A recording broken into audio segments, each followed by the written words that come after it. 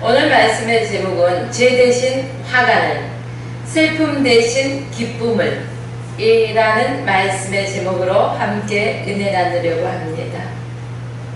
오늘 본문 1절 말씀 보니까 주 여호와의 신이 내게 임하였으니 이는 여호와께서 내게 기름을 부으사, 이렇게 시작합니다. 이사야 선지자는 메시아로 오실 예수님, 이 예수님이 성령의 충만함을 받으시고 공생에 시작할 것을 예언하셨던 분입니다. 또한 예수님이 누구십니까? 예수님은 창조주 하나님이십니다. 자, 그 예수님이 성령으로 잉태되어 세상에 오셨습니다. 그리고 성령의 기름 부음을 받으시고 공생애를 시작하셨습니다. 그리고 이제 말씀하십니다. 오직 성령이 너희에게 임하시면, 성령이 너희에게 임하시면 너희가 권능을 받고 예루살렘과 온 유대와 사마리아 땅끝까지 이르러 내 증인이 되리라 하시니라. 이렇게 기록되었습니다. 바로 인간의 몸을 입고 오신 예수님, 성령의 기름 부음을 받고 이제 그 공생애를 시작하신 예수님, 이 예수님이 바로 마음이 상한 자를 고치신답니다. 포로된 자에게 자유를 주신답니다. 갇힌 자에게 노임을 전파하여 주십니다. 여기서 가난한 자라는 말씀은 물질적으로 가난한 것을 의미하고 있지 않습니다.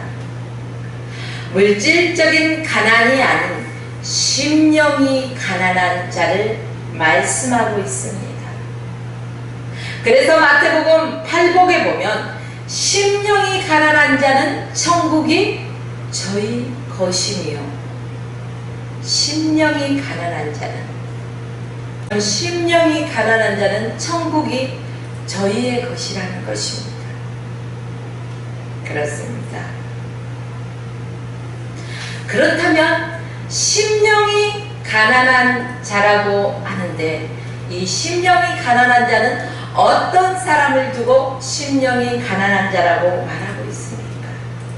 한마디로 하나님의 은혜가 아니면 살아갈 수 없는 사람이 심령이 가난한 자라는 것입니다. 반대로 말하면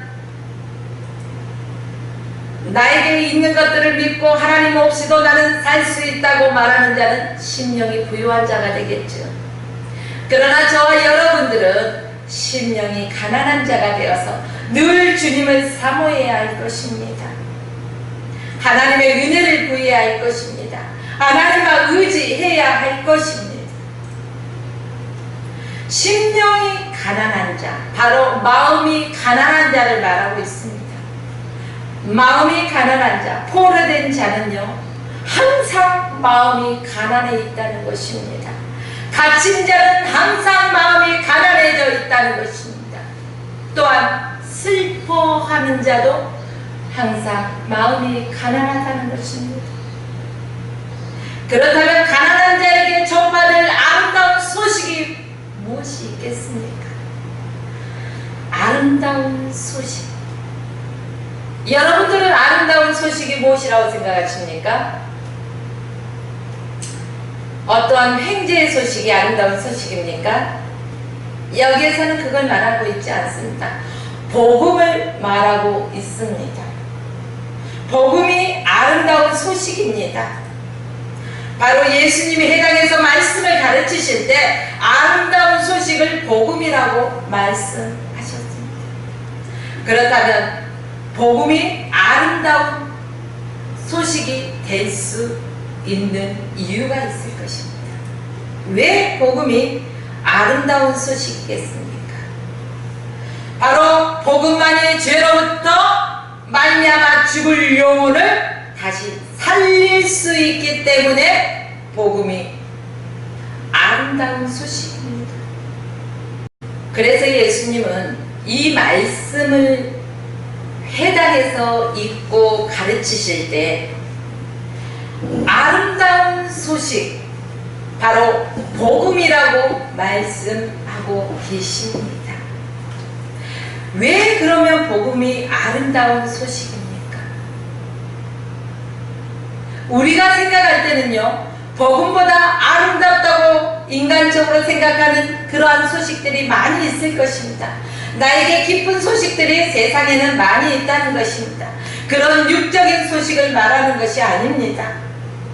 복음만이 죄로부터 죽을 수밖에 없는 영혼을 다시금 그 영혼을 살릴 수 있기 때문에 복음이 아름다운 소식이라는 말씀입니다. 그렇습니다. 또한 복음만이 죄로 결박되어 있는 것을 자유케 합니다. 결박과 저주로부터 자유함을 주시는 게 바로 복음이라는 것입니다.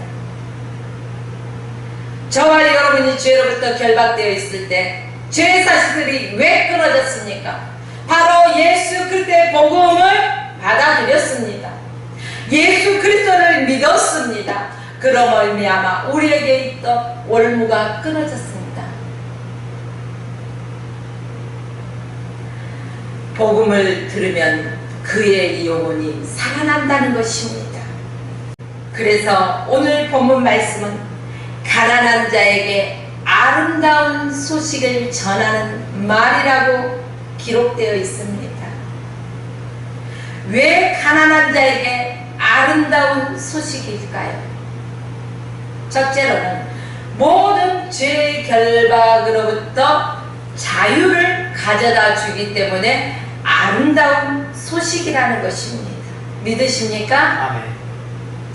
마음이 상한 자를 고치신다는 것입니다.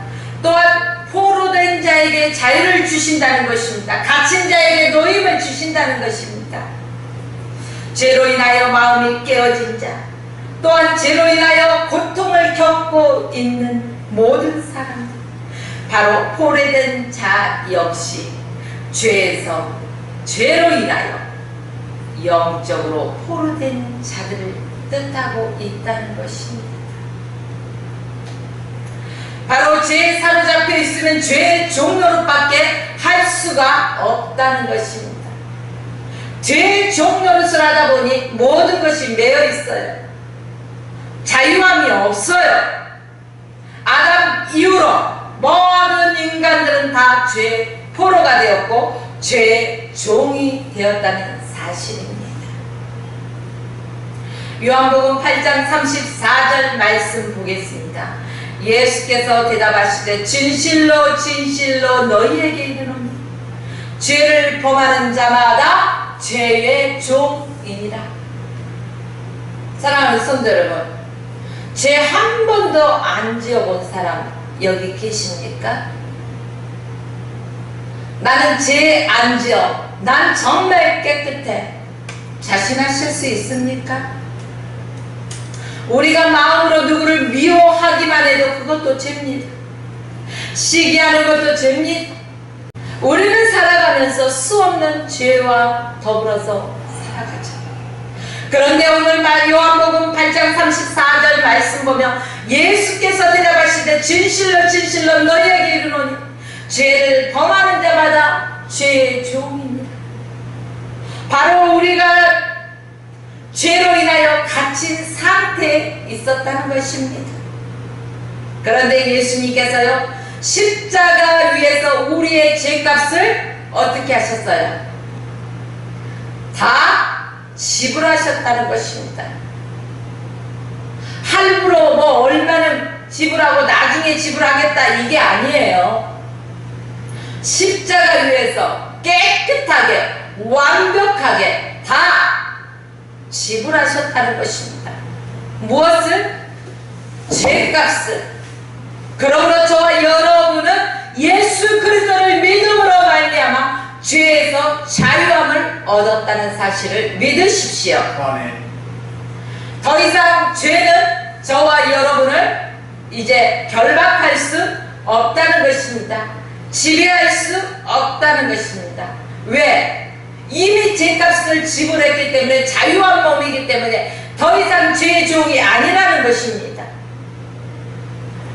십자가의 고난과 또한 죽으심과 이 모든 것들을 통해서 죄로 인한 포르된 우리에게 바로 자유를 주셨습니다.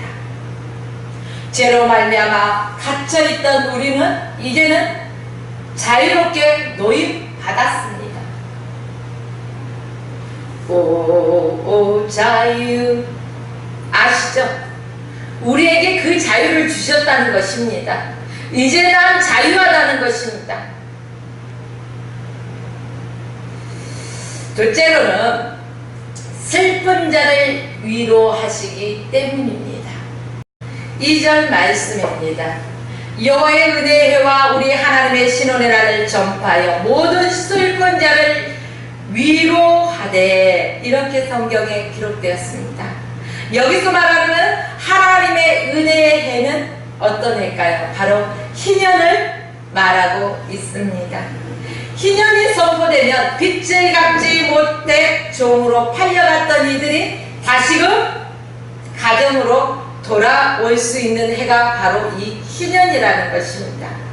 생활의 어려움으로 인하여 이제 가지고 있던 땅을 팔았던 그 땅을 다시 돌려받는 게 희년의 해입니다. 가난한 자에게는 얼마나 기쁜 소식입니까? 그래서 모든 슬픈 자는 위로를 얻게 될 것이니라, 이런 말씀입니다. 이미 내가 가난하기에 내가 힘들어서 팔았던 땅이 희년이 되니 내게 다시금 내 소유로 돌아온다는 것이죠. 자, 그렇다면 어떻게 슬픈 자를 위로하실 수 있겠습니까? 적은 첫 번째를 보면 죄 대신 화관을 씌워주셨다는 것입니다. 3절 말씀에 기록되었습니다. 무릇 시온에서 슬퍼하는 자에게 화관을 주어 그 죄를 대신하여 기쁨의 기름으로 그 슬픔을 대신하여, 이렇게 기록되었습니다. 그렇습니다. 슬퍼하는 자에게 화관을 주어서 그 죄를 대신하게 하였다는 말씀입니다. 죄는 절망을 당한 자의 모습을 말하고, 화관은 아름다운 꽃으로 만든 면류관을 말하고 있는 것입니다. 그러므로 화관은요, 세상의 아름다움을 상징하는 것을 말할 수 있습니다.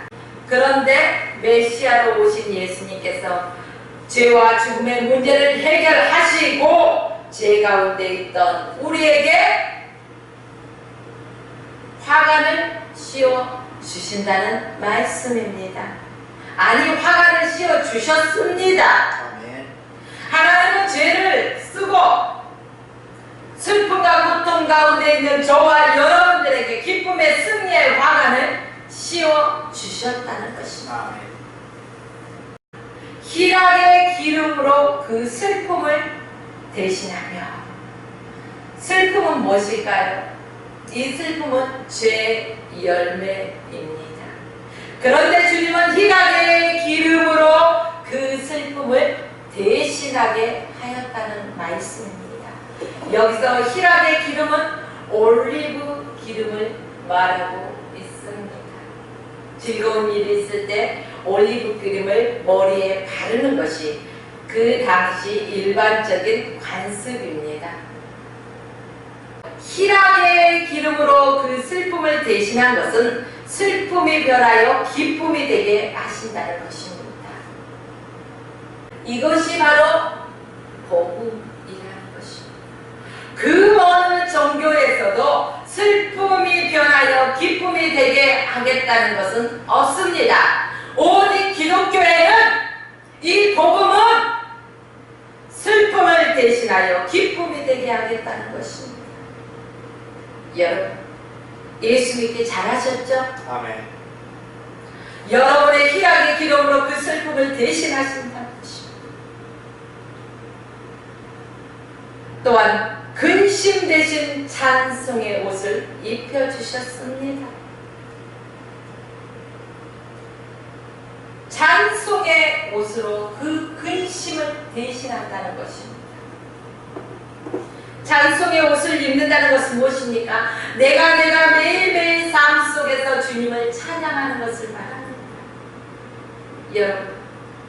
여러분의 삶 속에서 우리 주님을 언제나 찬양하면서 살아가십시오. 슬픔이 있을 때, 나 슬픈데 어떻게 내가 기쁨의 찬양을 할 수 있겠어? 이렇게 말씀하시는 분도 없지 않아 있을 것입니다. 그러나 내가 슬플 때도, 또한 병들었을 때도, 실패를 당하였을 때에도 우리의 인생 가운데 찬양을 계속 할 수 있다는 것입니다. 우리의 입술에서 우리가 주님을 바라보면서 찬양을 할 때 이 슬픔이 기쁨이 된다는 것입니다. 근심 대신에 찬송의 옷을 주신 이유라는 것입니다. 사랑하는 성도 여러분, 근심하며 사는 것이 좋습니까? 날마다 찬양하며 사는 것이 좋습니까? 저는 찬양하며 사는 것이 좋습니다. 근심하면요, 우리 속만 타요, 상해요. 그러나 찬양을 해보십시오.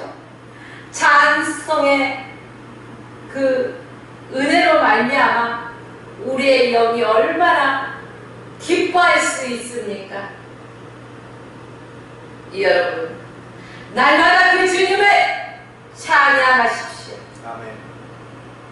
우리가 매 순간순간 주님을 찬양하며 살아가는 저와 여러분의 삶이 되기를 주의 이름으로 축원합니다. 아멘.